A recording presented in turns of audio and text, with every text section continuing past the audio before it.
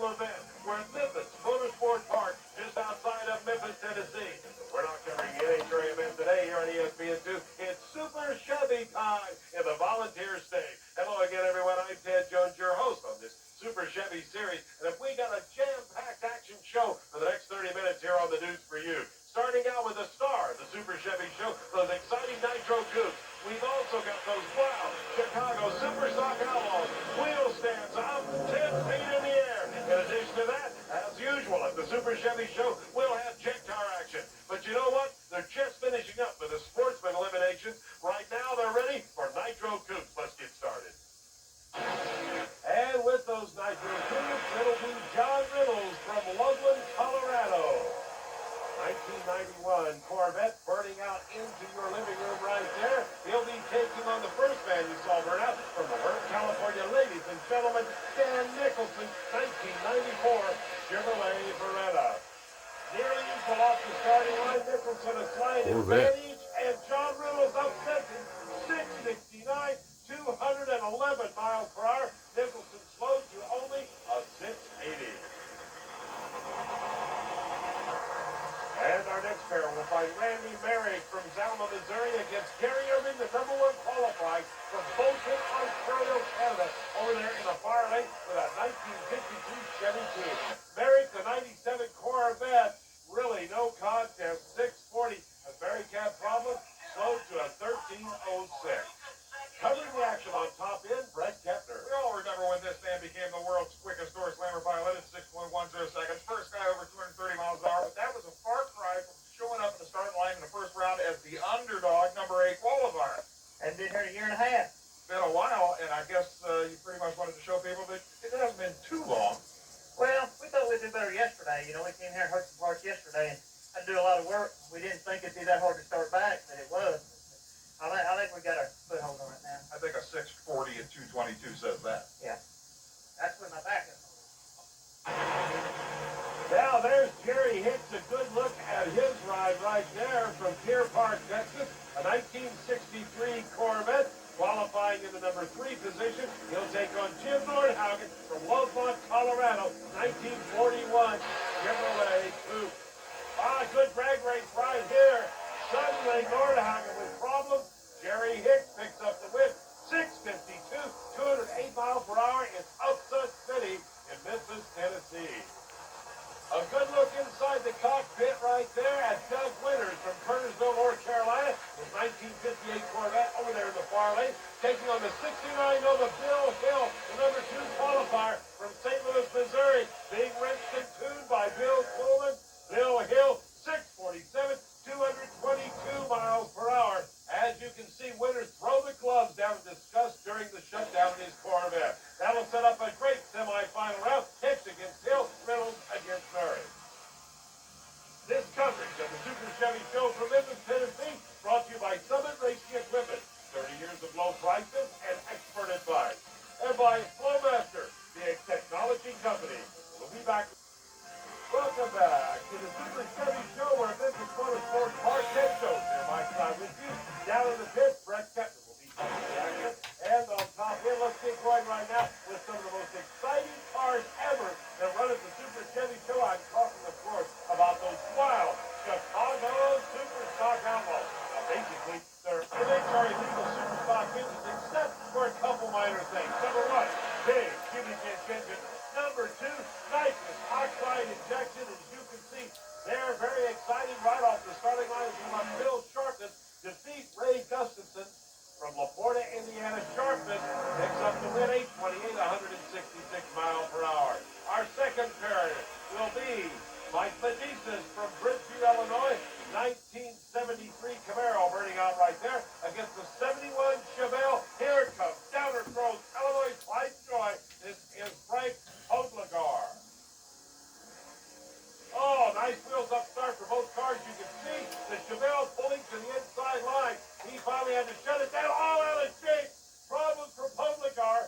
Wiped out the timing tube right there in the center of the track while trying to bring the car into control. Classy. Will be the winner. Let's watch that again right now. In the instant replay, Yeah, there he is, lost. crossing over the line. I got one. Still trying to get control of the car. Oh, hell. Almost went over. Almost get two. into the wall. Boom. Nice watch, but that was almost too much fun to watch. I tried to get back on again, and it just got loose on me again. In the other lane. You think Jesus. that this is a I hope the fans enjoyed it. I enjoyed it. I wish I could have gone down the track straight. I've been working on it all weekend, but You think the run's a failure, but you did hit the wall. That's what we can't believe. to death. I'm loving it to death. I mean, it's really great. I'm glad to be here. Wish I could have put on a better show, but Come out and make another run. We'll watch. I'm gonna try. Yeah, I'm gonna try. I like doing solo a little bit. We like that guy. Here come the brothers Priola now, our third pair of Chicago Superstock Outlaws. It's a Joe Priola, 1984 Camaro, against the 82 Camaro of his brother Mike Priola, both of them from the Chicagoland area. Qualifying number 3 and number 11. Starting line advantage in a big one for Mike Priola there off the starting line. Let's see if Joe can catch him now. He's beside him. He goes around and Joe Priola, 848, knocked his brother down, passed him at 166 miles per hour. Meanwhile, Bill Houghton had a single into the semifinal round. Let's check in now with Don Garland. You know, down here in the Nitro Coupe pit, John Reynolds is the story as far as I'm concerned. He started out in the Nitro Coupe last year, kind of a learning season. Came to Pomona, didn't do too well, but at Phoenix he was runner-up in the finals. Car was running real good. Now here we are at Memphis, Tennessee, and he's running real good, but they had some problems, and they've come back here for the second round, and they have patched together a motor, 2 different heads, 2 different rods. Everything's different in this engine. It's just a piece to get to the line. And, you know, many days in my career, I won races like that, because the story is, if you ain't up there, there's no way to win. And once you get up there, if you've got a car that'll go from point A to point B, you've got a chance. Because in drag racing, anything can happen. Now, they're under this car right now. They're putting brand new bearings in this thing. They're taking some bearings out. They don't look too good. So John's got his hands full. He's got a patchwork quilt engine here, but it will go from point A to point B, and that's what counts. So we're just going to have to wait till the next round and see how he fares. He could be looking at the winner here. We just don't know. All right, Big Daddy, thank you very much. Meanwhile, Randy Merrick is in the staging ring. He's ready for the semifinal. We'll have that when we continue from Memphis, Tennessee. Welcome back to Memphis, Tennessee, as we continue our coverage of the Super Chevy Series from Memphis Motorsports Park. We're ready to go in the semifinal round right now of the Nitro Coupe, beginning with this man, Jerry Hicks of Deer Park, Texas, driving the 63 Corvette that was formerly driven by Mel Eves, who is here in the pits today. Bumped into him a while ago. Against Bill Hill from St. Louis, Missouri, the Budweiser-sponsored entry. The 69 Nova that is being tuned by Batman. Bill Coleman, the 2-time Super Chevy Nitro Coupe champion. Meanwhile, you can see him talking right there on his race scam radio to Bill Hill inside the car. Camera in there with Bill. Both of them staged up now. It should be a good drag race. The number 2 and 3 qualifiers. First off the line was Bill Hill as you ride along with him, watching him go through the gears. Bill Hill, 654, will beat a slower 662. Well, that'll make Bill Coleman very happy. Meanwhile, let's see what the driver thinks down on top end. Right, Kepner was waiting. You know, Coleman, I got to think Chevy's just been a great help. And the whole team, I don't know what to say. I'm just like flabbergasted right now. You can say, looking forward to my first final. The final! It will be the first ever final for Bill Hill. He has struggled with that Budweiser Nova, but looks like he's got his act together now. Here's the guy that could stop him. Randy Merrick will be taking on John Reynolds, the guy with the patched together car. Merrick in the near lane, Reynolds in the far lane. Oh, Merrick wire to wire. No race Willie, as he has it won very easily. Merrick, a 650 beats an 820, 215 miles per hour.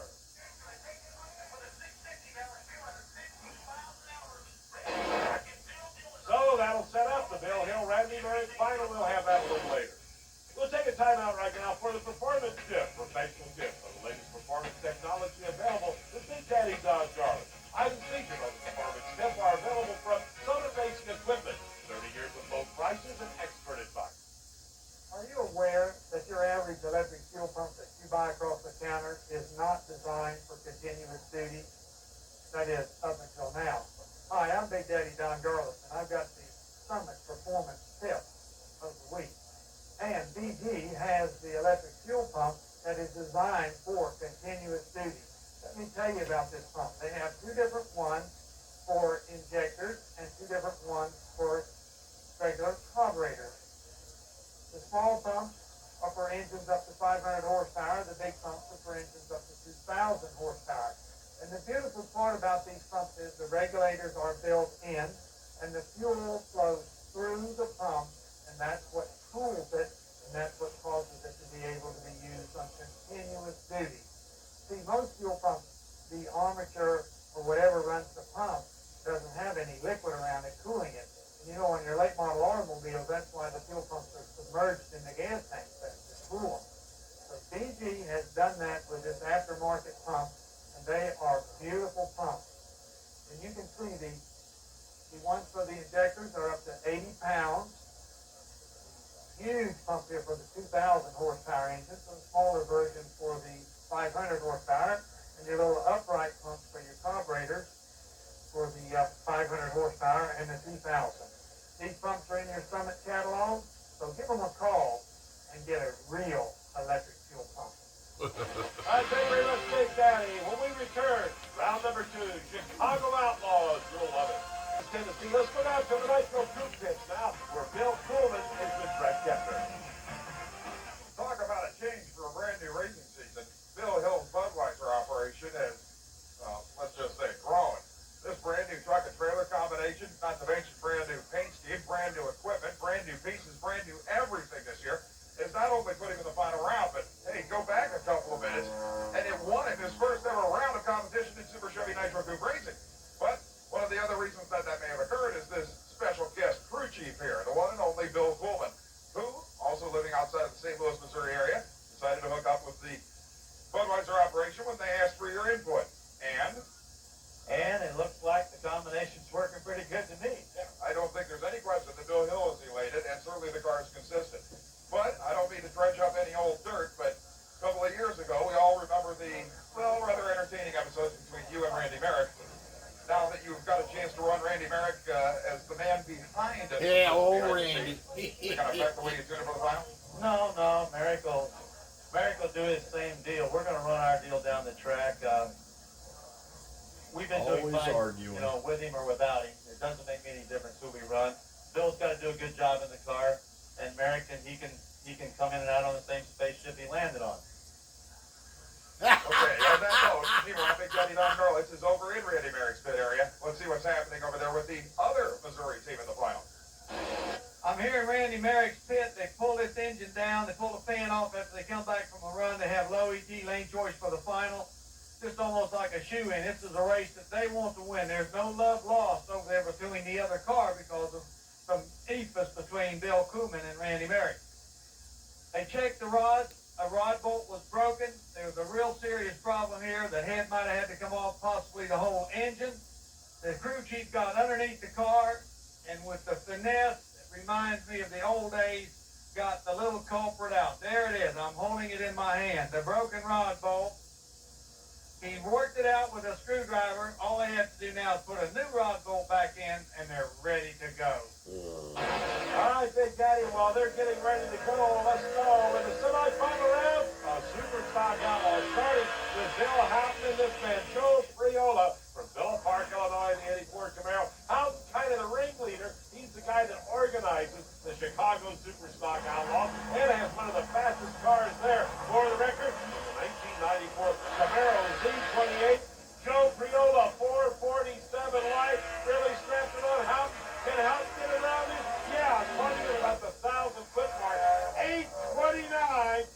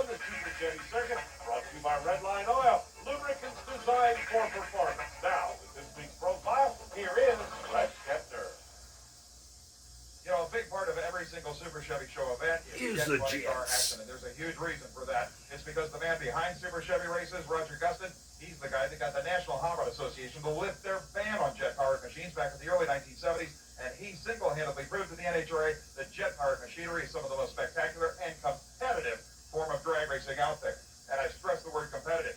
You know, we always feature the jet cars here on our Super Chevy Show coverage, but we also always stress that they're not just out here making runs for kicks. They're out here in a serious competition situation. And that's why we can proudly say that history was made earlier in 2001. This lady right here snapped the win streak that we told you about at the end of 2000. Jerry Gannon driving Roger Gustin's own personal Chevy Camaro Jet Funny car hadn't been defeated through 2000. Phoenix, Arizona this year, you ended it. Oh, excellent light I caught on them. It was fabulous. I'm just glad that they asked me to come back. Yeah, you had to worry about that a little bit, didn't you? Yes, I did.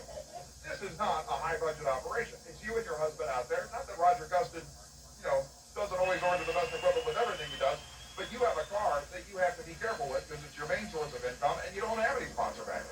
No, we don't have that. 2001, we're still looking for one. What's the hardest part about driving a jet? Stopping.